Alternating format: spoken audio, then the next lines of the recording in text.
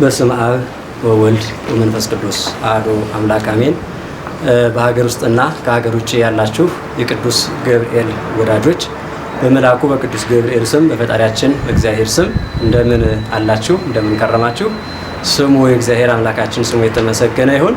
እንግዲህ በዚህ ቪዲዮ የምናስተላልፍላችሁ ወይም ደግሞ ልናሳስባችሁ የተፈለገው ትልቁ መልእክት 7 ዓመት ከ4 ወር ያስቆጠረ የደነባ ቅዱስ ገብርኤል G+1 ህንጻ ቤተክርስቲያን አለ ማለት ነውና ይሄንን ህንጻ ቤተክርስቲያን ለማጠናቀቅና በአጭር ጊዜ ውስጥ ለአገልግሎት ለማብቃት 43 ሚሊዮን ብር ያስፈልጋል ማለት ነው። አሁን በተጠናው ዋጋ መሰረት ማለት ነውና ይሄ 43 ሚሊዮን ብር ለምንድን ነው የሚያስፈልገው ከተባለ መዝጊያ ላይ 7 ሚሊዮን 250 ሺህ ብር ያስፈልጋልና ይሄ መዝጊያ ባለው ስፋት ወይም በይዘቱ በአራት ደረጃ የተከፈለ ነው።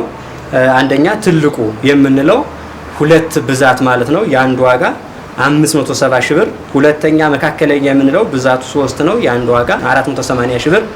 ሶስተኛ አነስተኛ ያለው ነው ብዛቱ 12 ነው የአንዱ ዋጋ 370 ሺህ ብር።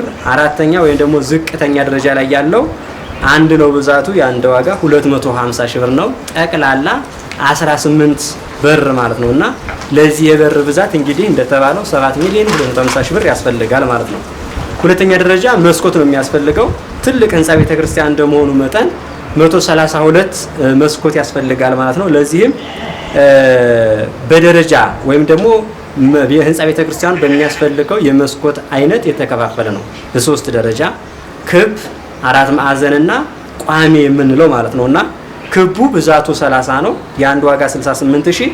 ቋሚ ብዛቱ 78 ነው 48000። ሶስተኛው አራት ማዕዘን ብዛቱ 24 ነው የአንድ ዋጋ 23205 ብር ነው። እንግዲህ ጠቅላላው የዚህ መስኮት ማለት ነው 5,779,320 ብር ያስፈልገናል ማለት ነው። ከዚያን ውጪ ቤተልሔም ስራ አለ፣ እንደዚሁም ደግሞ ግብር ስራ አለ አብሮ ከቤተልሔም ጋር የሚያያዝ ማለት ነው። ይህም አጠቃላይ 2,295,000 ብር ያስፈልጋል ማለት ነው። ደወል ቤት 2,500,000 ብር ያስፈልጋል ማለት ነው። እንደዚሁ የክርስትና ማንሻ ማለት ነው ከ2 ሚሊዮን እስከ 3 ሚሊዮን ብር ያስፈልጋል። ጥርብ ድንጋይ 2,250,000 ብር በካሬ ሲዘነዘር 750 ካሬ ሜትር ጥርብ ድንጋይ ያስፈልጋል ከውጭ ለማልበስ ግድግዳውን ማለት ነው። ይህም የአንድ ዋጋ 3000 ብር ነው ሲባዛ የጠቅላላ ዋጋውን ይሰጠናል ማለት ነው።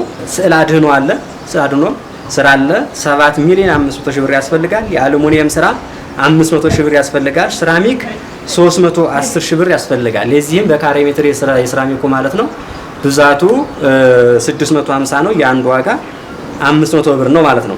ከዚያን ውጪ ከላይ G+1 እንደመሆኑ መጠን ላይኛው ላይ ያለው ለአስቀዳሽ አደጋ እንዳይፈጠር ዙሪያውን በህንጻ ቤተክርስቲያኑ ማለት ነው የግሪል ስራ ወይም መደገፊያ የምንለው ስራ ያስፈልገናል ማለት ነው። ስለዚህ እዚያ ላይ የግሪል ስራ ለመስራት 1,500,000 ብር ወይም ደግሞ 1.5 ሚሊዮን ብር ያስፈልጋል ማለት ነው።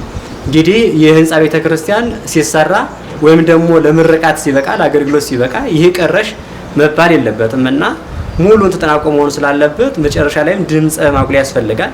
ይሄንም ድምጽ ማጉሊያ ደረጃውን የጠበቀ ከተማውን የመጠነ አገልግሎቱን የመጠነ ይሆን ዘንድ 500,000 ብር ያስፈልጋል ማለት ነው። ከዚያን ውጪ መቀመጫ ለጳጳሳት ያስፈልጋል፣ ለአለቃ ወይም ደግሞ ለመምህራን ያስፈልጋል፣ ለህዝበ ክርስቲያኑ ያስፈልጋል ማስቀደሻ።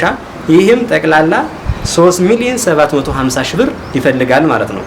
ከዚያን ውጪ የመብራት ስራ አለ 1,675,000 ብር ያስፈልጋል ማለት ነውና ይሄ ዝርጋታውን ያካትታል፣ አምፖሉን ያካትታል። ጥቅል የመብራት ስራውን በዚህ ይሸፍናል ተብሎ ይታሰባል።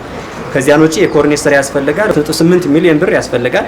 የቀለም ስራ 384,000 ብር፣ የክርስትና ማንሻ ቅድም ስለጠቀስኩት ማለት ነው ጠቅላላ 43,629,000 ብር ያስፈልጋል። ይሄንን ህንጻ ቤተክርስቲያን አጠናቀን ወደ ስራ ለማስገባት ማለት ነው። እንግዲህ እግዚአብሔር ቤተሰቦች፣ የቅዱስ ገብርኤል ወዳጆች፣ ስራው ያለባችሁ፣ ውለታው ያለባችሁ፣ አማላጅነቱ የደረሳችሁ ወዳጆቹ መቼም ቅዱስ ገብርኤል ቤቱን ያልባረከለት ትውልዱን ያልባረከለት ውለታው የለበት የለም ማለት ነውና ስለዚህ እንደተሰጣችሁ ዋጋ መሰረት ማለት ነው የአንዱን ዋጋ የሁለት ዋጋ ብለን ሰጥተናችኋል ማለት ነው። ያ ምንድነው ጥቅሙ?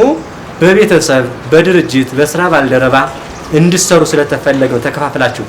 ስለዚህ የስዕል አድኖ ስራ አለና እዚያ ላይ ስማችሁ ይጻፋል፣ ስመ ክርስትናችሁ ይጻፋል፣ የልጆቻችሁ የቤተሰባችሁ የሁሉ ነገር ይጻፋልና እዚያ ላይ እናንተ እንኳን ብታልፉ የማያልፍ ስም ስላላችሁ በጸሎት ትታሰባላችሁ፣ በቅዳሴው በሰዓቱ በአገልግሎት ትታሰባላችሁና እዚያ ላይ እንድታሰቡን ጭምር በዚህ ልክ እኔ ይሄን እችላለሁ፣ በድርጅቴ በግለሰብ በቤተሰብ በጓደኛ ይሄን እችላለሁ እያላችሁ ማለት ነው። ይሄንን አደራችሁ እንድትወጡ ለማለት ይሄንን ጥሪ አስተላልፈንላችኋል።